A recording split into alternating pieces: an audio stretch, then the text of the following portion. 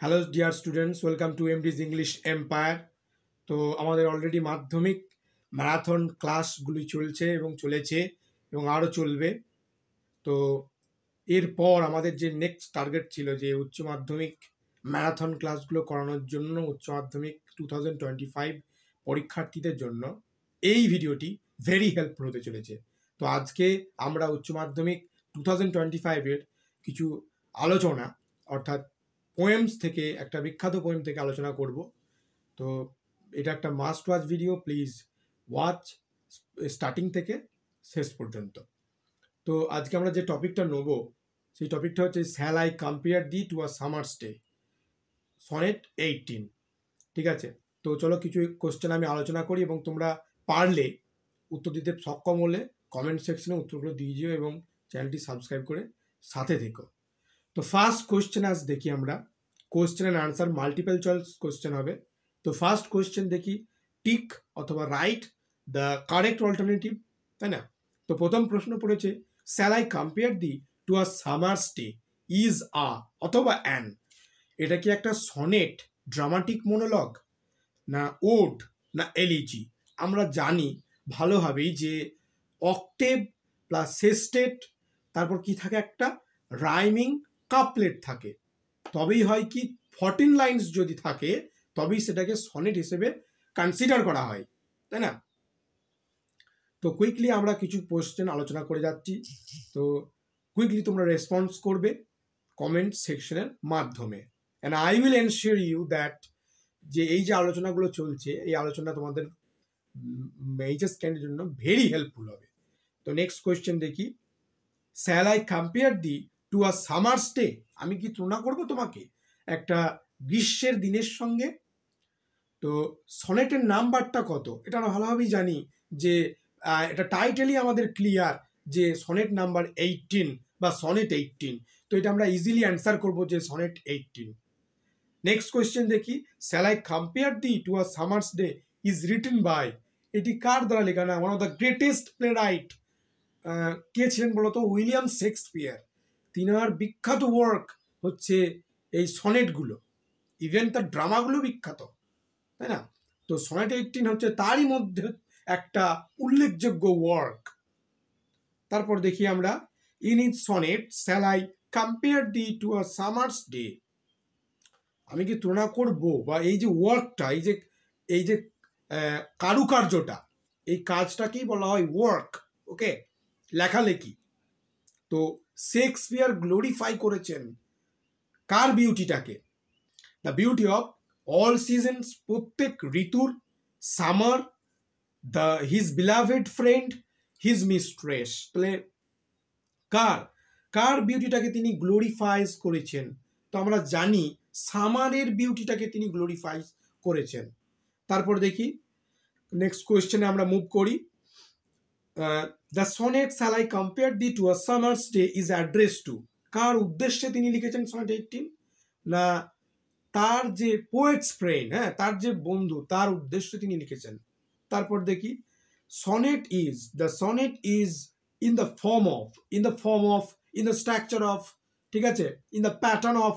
যদি প্রশ্ন এরকম ভাবে পড়ে ঘাবড়াবো না, উত্তরটা কি? আমরা সনেটের ফর্মটা আমরা আগেই আলোচনা করলাম, অক্টেভ, সেস্টেট এবং রাইমিং কাপলেট থাকবে, 14 লাইন্স হতে হবে।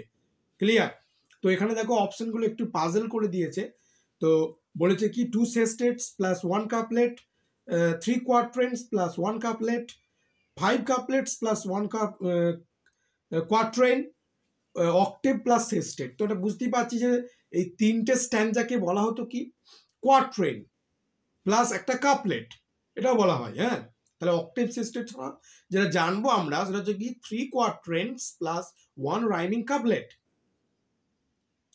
তারপর দেখি কি বলছে, the flowers of summer are shaken by, যে গ্রীষ্মের যে ফুলগুলি সেগুলি নাড়িয়ে দিয়ে যায় কে? Rough winds, gentle breeze, north wind, না হিট ওয়েভ? তো আমরা জানি এই প্রশ্নের উত্তরটা হচ্ছে রাফ উইন্ডস।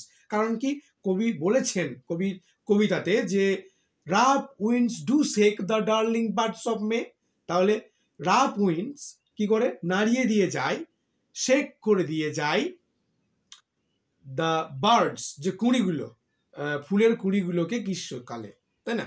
তারপর কোশ্চেন যাই, the eye of heaven refers to, একটা কোশ্চেন আছে যে what is meant by the eye of heaven in the poem shall I compare thee to a summer's day. তো উত্তরটা ভেরি ক্লিয়ার যে the সানকে বলা হয়েছে দ্য আই অফ হেভেন।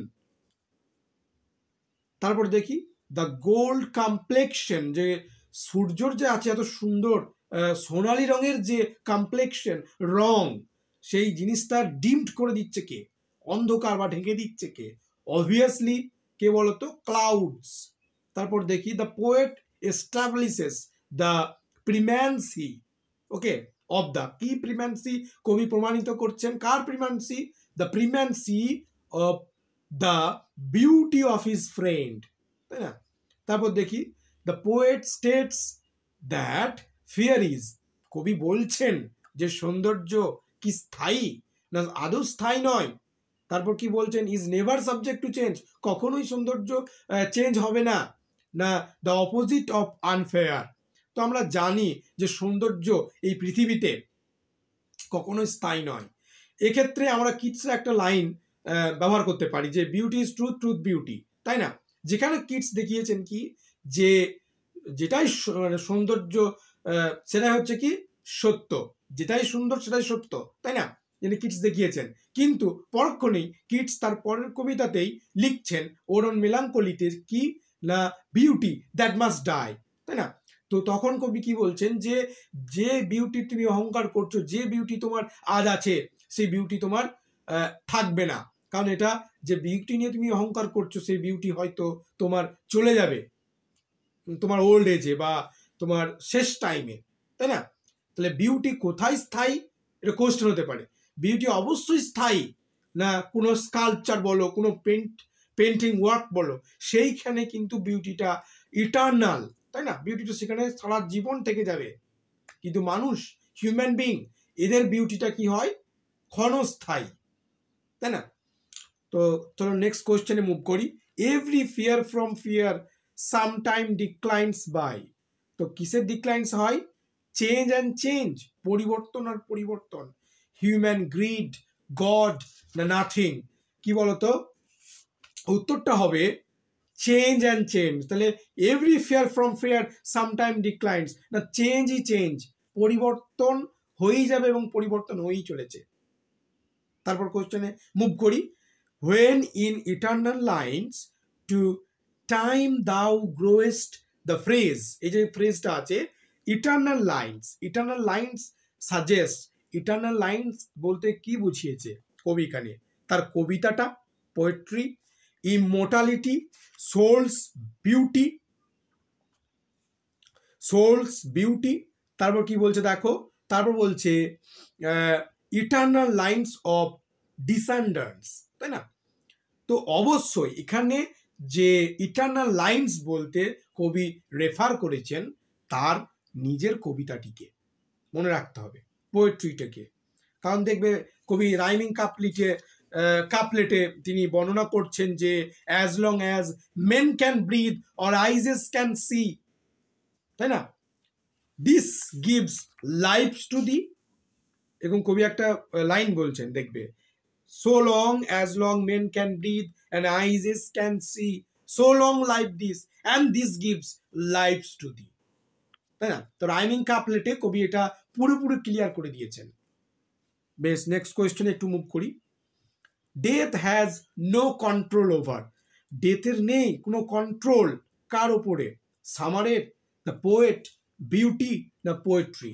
তো কার ওপরে বলতে পারো তোমরা? উত্তরটা হবে death has no control over poetry. So long life this and this gives lives to thee, এখানে দি বলতে কাকে বোঝানো হয়েছে? না কবিতাটিকে বোঝানো হয়েছে।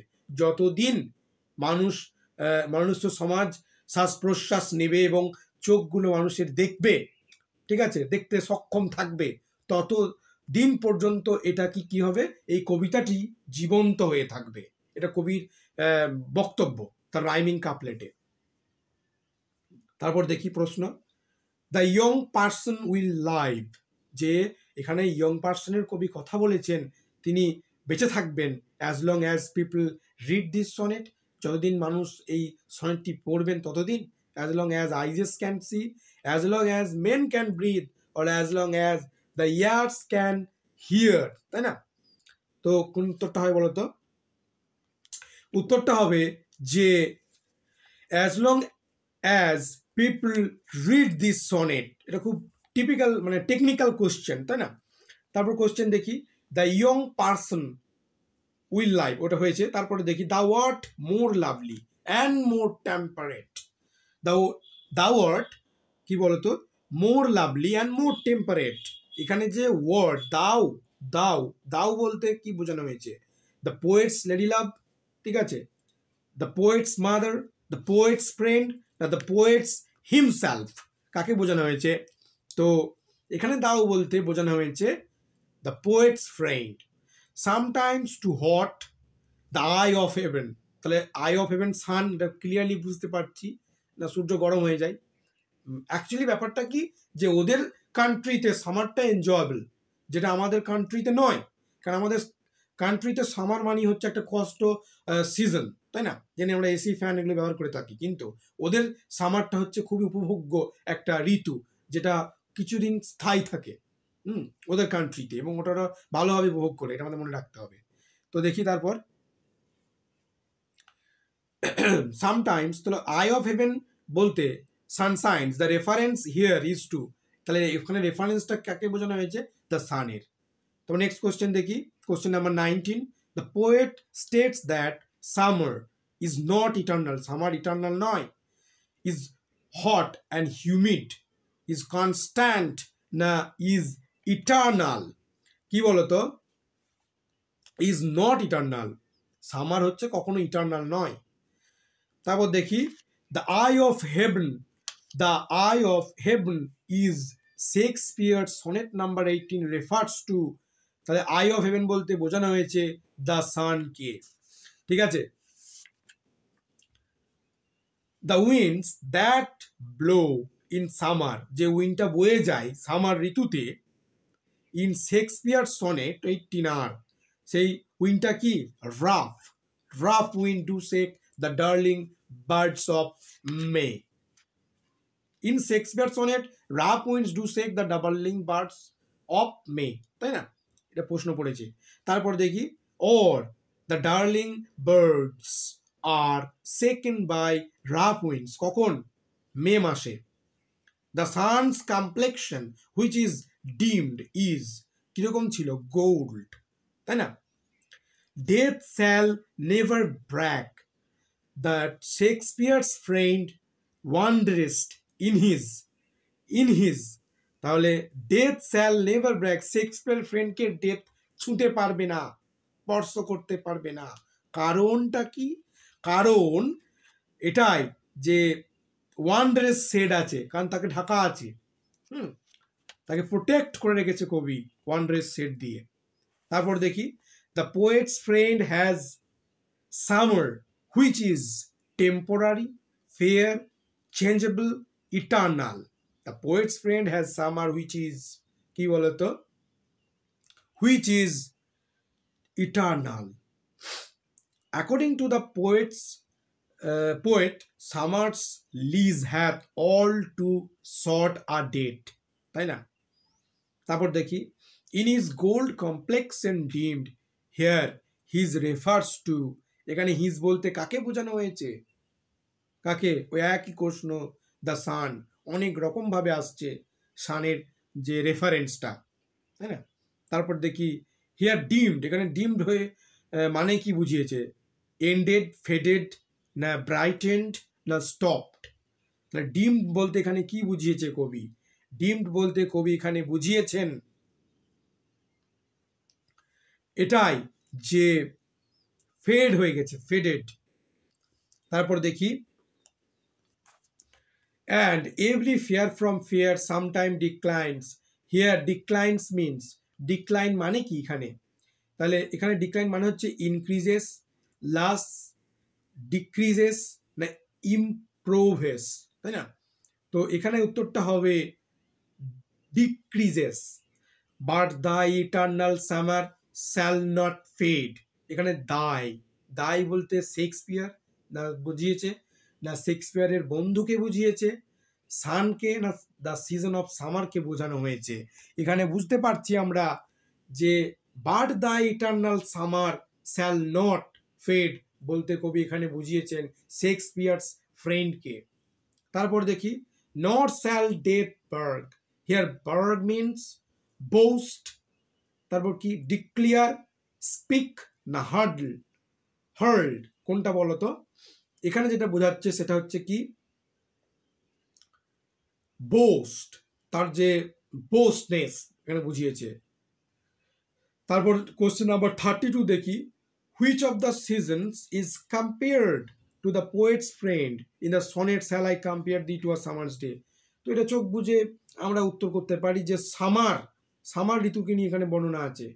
What form of sonnet is shall I compare thee to summer's day, এটা কিরকম শেক্সপিয়ারিয়ান যে সনেট, পেট্রাক সনেট আছে, হ্যাঁ পেট্রাকন সনেট, সনেটের টাইপস এইগুলো, হ্যাঁ তো এইটা যে এলিজাবেথান সনেট আছে, তো এইটা কোন রকম সনেট, স্পেন্সেরিয়ান সনেটও বলতে পারো আছে এরকম, তাহলে এটা কোন সনেটের অন্তর্ভুক্ত? তো উত্তরটা কি বলতো, শেক্সপিয়ারিয়ান, শেক্সপিয়ার যেহেতু লিখেছেন Shakespearean sonnet. What is the controlling simile the poem in the poem shall I compare thee to a summer's day? Summer's day, eternal summer, flowers না clouds? তো কি হবে বলো তো? উত্তরটা হবে eternal summer. How can eternal summer be mentioned? Through poetry, through যে preservation, through observation, a conversation. কিভাবে সামার মেনটেন্ড হবে? সামার মেনটেন্ড হবে through poetry. Eternal summer may be maintained through poetry, এগুলো দেখবে টেক্সটটা আছে। তারপর দেখি what shake the darling birds of May, বারবার প্রশ্নটা আসছে, রাফ উইন্ডস। তারপর দেখি how does the eye of heaven shine sometime in summer, কিভাবে, তাই না? Very dimly, very obscurely, very clearly না ভেরি হট?